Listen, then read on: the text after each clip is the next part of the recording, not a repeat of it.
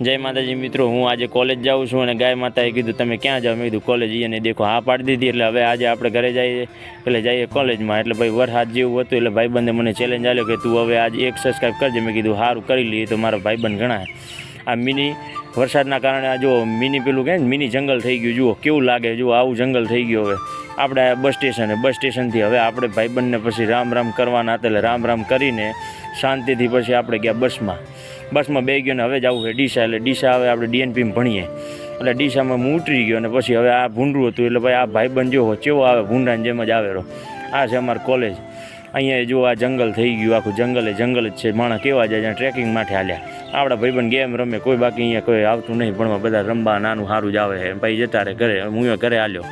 વાદળ હતા એટલે મેં કીધું હું અહીંયા ઘરે જતો રહું. એટલે ભાઈ ફટોફટ હાલવા માંડ્યો. આ કાકાએ કીધું ક્યાં જાય? મેં કીધું ઘરે જાવ. તો કે સારું, હું સબસ્ક્રાઈબ તને કરી, બીજા કરે ના કરે હો.